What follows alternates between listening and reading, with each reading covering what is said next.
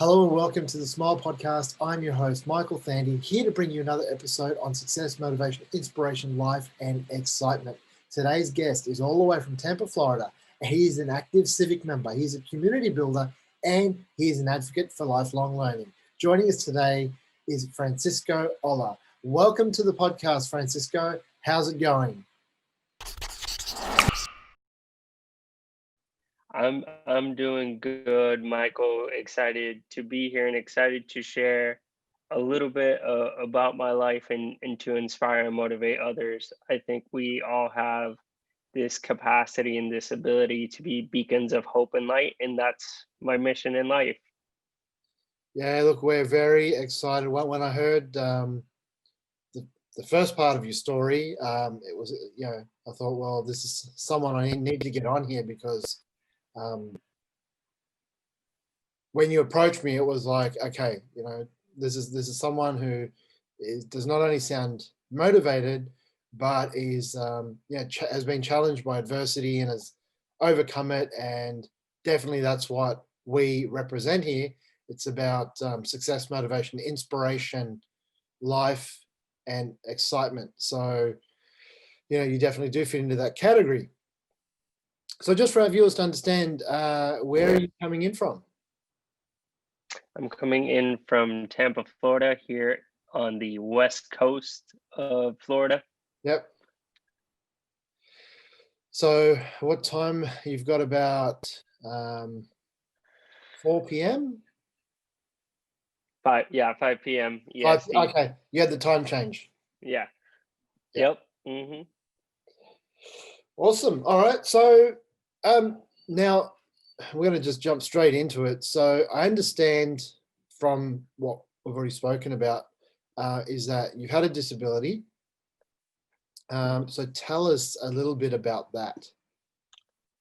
Absolutely. So I was born with a physical disability, and truly what it means to me is that I move around in a wheelchair. Right. But to me, and what's been, one of the things that I've noticed throughout my life is how important perspective is, right? Because I could spend every day of my life pitying myself and saying, why did this happen to me? Why Mhm. is my life more challenging? Why do I have to go through challenges that others don't, right? And the reality is everybody has all sorts of different challenges. Mine just happen to be visible. Yeah. But more importantly, it's to focus on what I can control, such as my attitude and my actions. And it's all about perspective. Mm. Because for me, I can always say that no matter where I go, I'm always on a roll. Yeah. And that's like my my little joke that I like to throw into different things. But being born, with a disability, one of the things that it has shown me is to have a why that goes beyond me and to dedicate my life towards something bigger. And for me, that means reshaping what it means to live and thrive with a disability, Mhm. to empower others to live life with self-acceptance and courage, right? And Yeah. it took me some time and some of my youth to understand that my disability doesn't define me and that I define it. And Correct. as long as I see the opportunities all around me, then the world is truly open. Yeah, definitely. I think you could have let your disability define you, but you've chosen to define your disability instead. So um, we may be saying disability, but in your case, you've turned that disability into your ability because you've learned to not only manage with it, but you've also learned to turn that around and turn into a positive rather than a negative. So, and I think that's what a lot of society sees is, got a disability, life's going to be totally different, and we can't live to our full potential. But I think you've totally defied those odds, and that's truly inspiring. I appreciate that.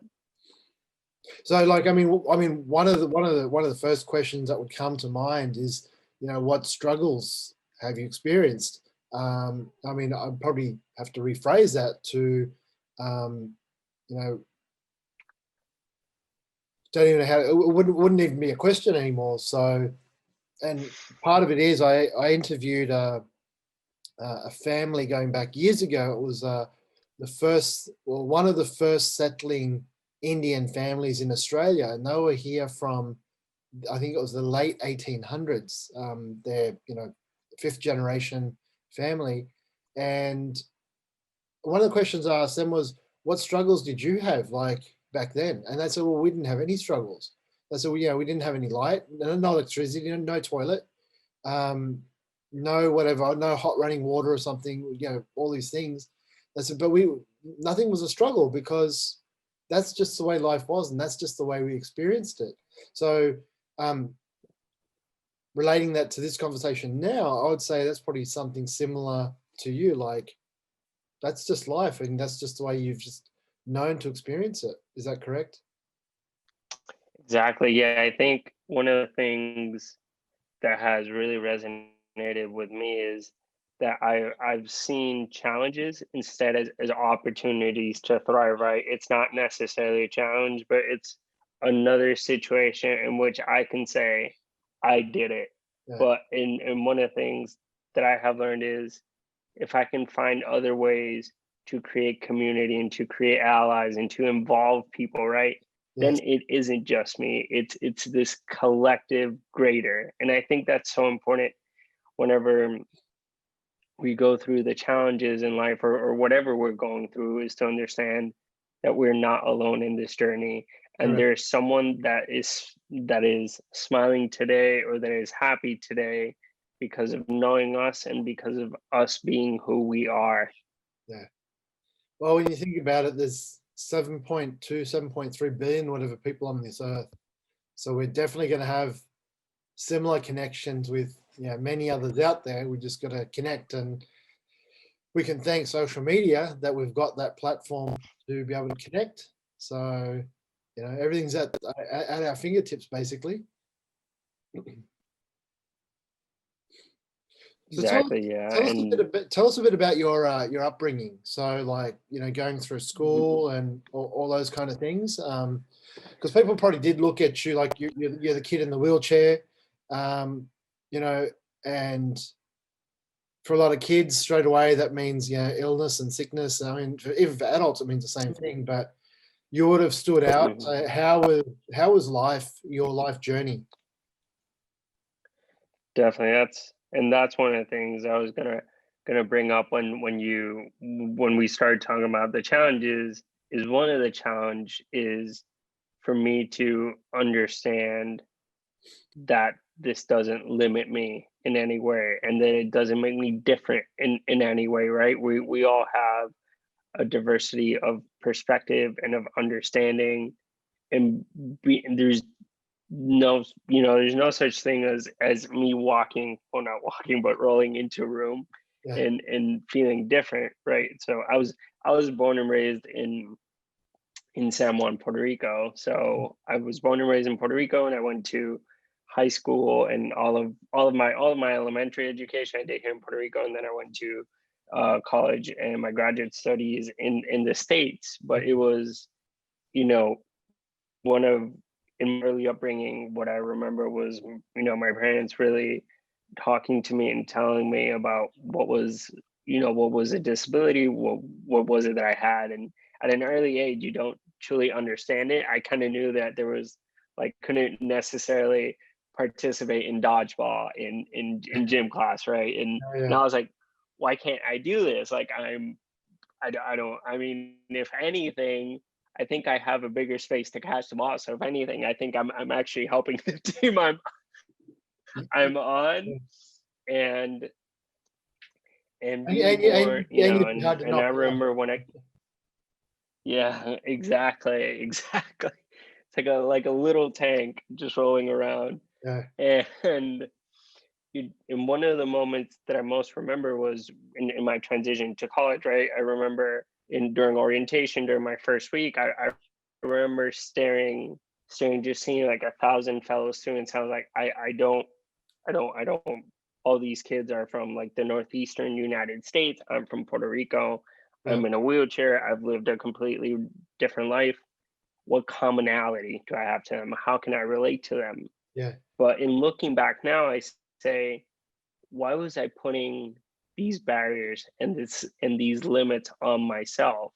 I'm no different. I'm no Yes, I've had a different life, but we're connected by our values of passion, of integrity, of gratitude, of honesty, of transparency, right?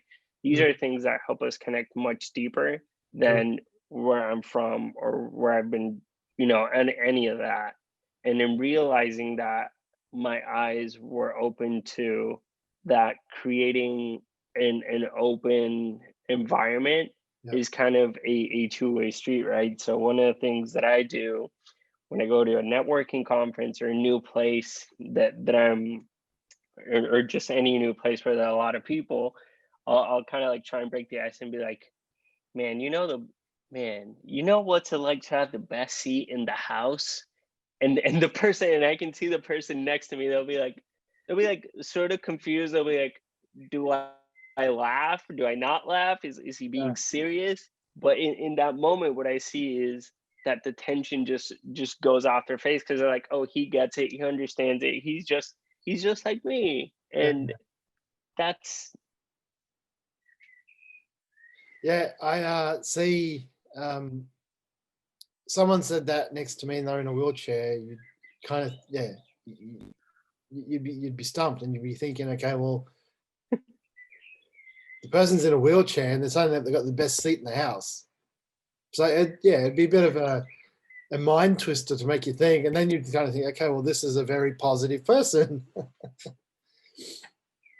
Well, I mean, it shouldn't even be just a positive. It should be just a normal person with the right education about what you've gone through, and that's what I'm really hoping to touch on people that are watching this today is that having what we call a disability in society is not necessarily a disability.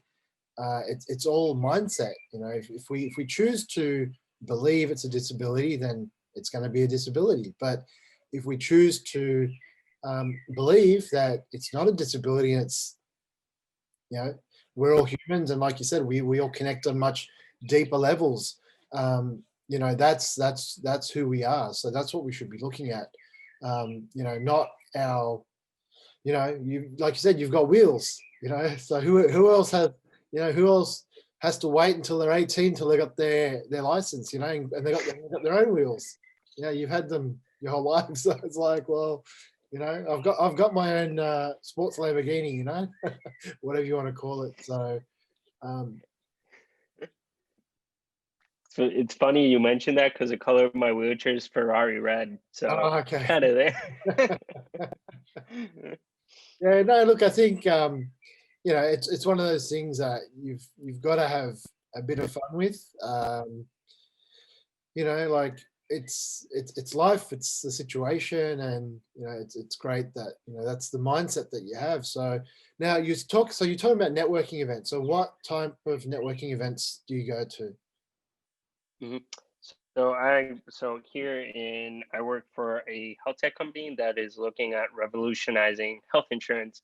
So I Hmm. would go to different conferences and speak on different panels. And in these networking events, it's always interesting for me to be like, one, I'm probably one of, if not the only person in a wheelchair here. And two, I can kind of use this to make my mark, right? I can use this because whenever, after the networking event, I can see like, remember the guy with the really nice wheels? And then that's like, people be like, oh yeah, I remember you, right? So it's always about, and you touched upon this, and I just want to emphasize a little bit more.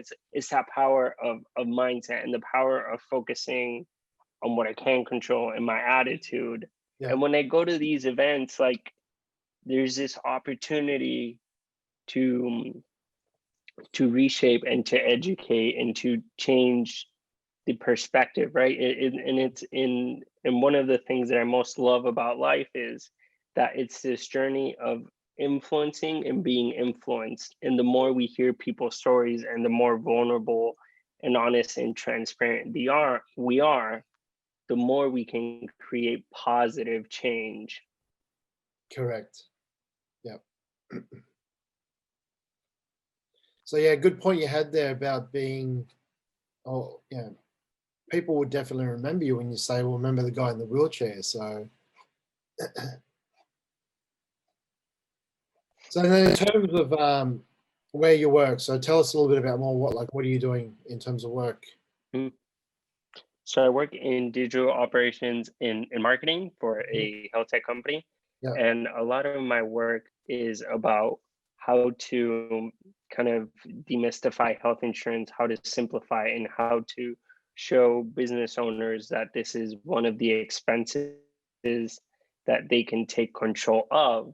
But in my case, I've been able to really kind of like enhance that message because I personally relate to it because I've understood how expensive healthcare is Yeah, and how it can be this massive fund. that's why I asked the question because you said health tech, and I thought, Mhm, okay, well, there's got to be some correlation there. mhm. And part of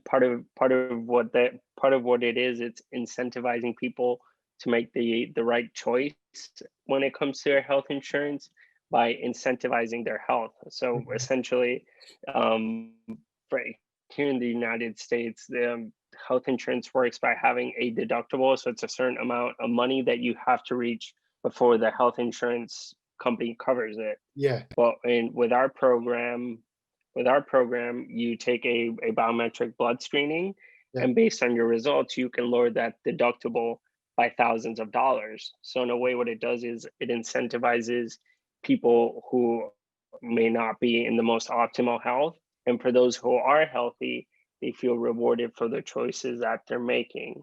So it's kind of that powerful, like, carrot approach in that whether no matter what side you are, you're kind of being encouraged to make the right decision to Yeah. ultimately by lowering that deductible, then people can then have access to healthcare, right? Because you're making it more affordable for people to get it.